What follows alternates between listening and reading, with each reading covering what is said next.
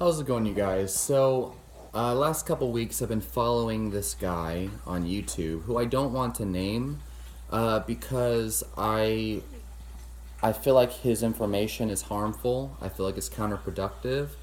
I think he has the right intentions, but also his mentality is very narcissistic, and it's a very ineffective mindset to engage in everyday life with, and to engage with other people with, and to engage in scientific inquiry as well. But basically, this guy believes in intuitive eating and like his own way, his own natural approach to consuming foods and things. He believes that animal foods are essential and that they're not harmful as long as they're consumed reasonably. But at the same time, he also believes that that people who follow the keto diet and the carnivore diet are full of shit, and they're ignorant, they're morons, and they're promoting chronic disease. And he also believes the same thing about vegans, that vegans are misguided and they're lost and all this shit. Which, whatever, it's fine, all these things. But anybody who questions him in the comments, he gives a very snotty, narcissistic, and just underhanded remark. Like it's like he truly believes that anyone who disagrees with him is a uneducated simpleton, even if they present plausible evidence. So let's see. So the main thing that I want to talk about with this is that he believes that the ketogenic diet promotes a state of hormonal imbalance and mainly stress. He thinks that these people are going to feel stress, chronically stressed. It's going to downregulate their metabolism and etc. etc. And he says that when a lot of people follow a ketogenic diet, number one, it's unsustainable because he believes it's an unnatural way of eating. And number two, a lot of people feel like crap when they do it, and it's because you're not meant to eat that way. Blah blah blah. Well, first of all, this whole natural approach to eating that he believes in it's impossible for most people to follow. People who have actual metabolic damage, or let's just say people who have been consuming a lot of artificial nonsense for the majority of their life. That means processed sugar, artificial sweeteners and flavorings, and these types of things. What it does is it actually changes the way dopamine and your hormones influence your food choices. So people who are addicted to sugar and people who eat a lot of artificial flavorings and things, if they try to eat naturally, they're going to always go towards the sugar. They're going to always go towards the high carbohydrate foods. And it's going to cause them to eat a whole lot of chocolate, like processed chocolate, with all the sugar and the milk derivatives and things. Not that they're necessarily bad.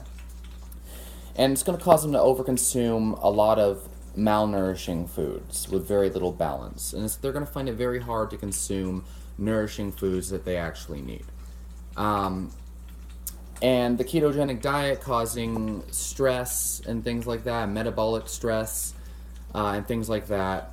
Okay, so most people who follow a ketogenic diet, they're doing the high fat, moderate protein type of thing, right?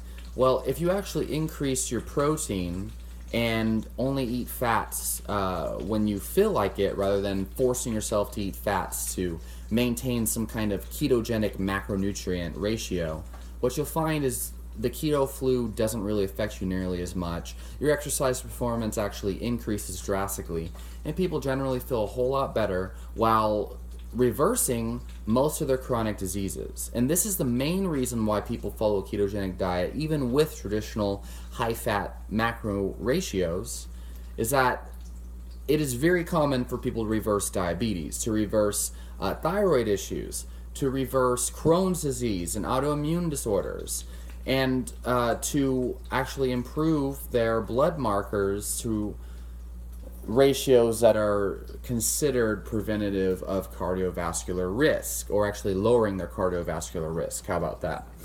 Depending on what ratios you actually believe are cardioprotective. So there is a big reason why people follow the ketogenic diet, and there's high protein, super low carb diets. Even the carnivore diet, it has nothing to do with like being lost or dogma or anything like that. I mean, I'm sure a lot of people follow it for dogmatic purposes. The main reason why people switch this way of eating is because it heals chronic disease, it keeps them athletic, fit, healthy, and also it changes your metabolism to, for one, you can still produce enough glucose to survive. And if your protein is high enough, you can definitely fuel all forms of athletic performance. And I do MMA and Olympic weightlifting, so I can tell you right now, it's significantly increased my performance, even with respectable lifts, which this guy claims he does powerlifting, but he had a 400-pound deadlift. Pathetic. Fool. Doesn't even have an idea as to decent lifts in powerlifting. But he's so narcissistic and believes he's such an expert. This guy also eats like grilled cheese sandwiches and claims that his body needed it. And processed pasta products and things like that. It's really sad. I really hope that his channel does not gain popularity. Especially because I saw him debate some like random guy that commented on the internet, and they both just shouted at each other about how moronic each other are. They didn't really have a debate. They just were talking shit about each other the whole time. It was very like cringy. This guy also has a lot of very cringy beliefs about women and about relationships that are just irrational, completely irrational, even to a lot of people that lack common sense. Pretty damn irrational. And you can use deductive reasoning to prove that, as much as it's possible to prove anything, really. Anyway, on a ketogenic diet, your body, your taste buds change, your hunger hormones change, leptin, etc., ghrelin. You don't crave carbohydrates anymore. So once you're on a ketogenic metabolism and you haven't eaten these grain products and things for such a long time, you can walk through a donut aisle and not crave these things, if you do it properly, of course. If you do ketosis properly. A carnivore diet completely changes people's desire to eat foods. So once you get on a ketogenic metabolism, you're naturally not going to crave these foods. So what does that tell us? That tells us that our intuition or our natural cravings are not really so fucking reliable. But my body needed it. Like, what makes you determine that, really? It's a really foolish thing. And then he goes on and on about how no one reads the studies. I'm the only one who reads studies. Like, everyone is so brainwashed and, they think they know what they're talking about, but I'm the only one who does. I read studies.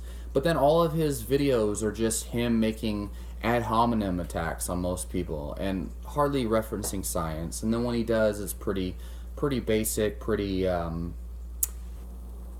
one color, one dimensional, pretty rigid. Point that I'm trying to make here is this intuitive eating is not efficient, okay? It's kind of like when people say, like, oh, just be your authentic self. Motherfucker, like, what authentic self are you talking about? Where is this authentic self exist? Your self-image, that's who you think you are. That's what you're talking about. But from year to year, moment to moment, decade to decade, your entire personality changes drastically. Okay? People can go from complete drug addicts to all of a sudden being multimillionaires. So the authentic self doesn't exist, and neither do authentic, intuitive cravings that this guy thinks are so naturally inclined to follow. It's foolish, okay? What you eat consistently is what your gut bacteria changes. Your gut bacteria starts craving these foods more. So whatever you eat is going to be what you naturally gravitate towards over time. What you consistently eat changes what you crave. Anyway, leave your questions and comments down below, and I'll talk to you on the next video.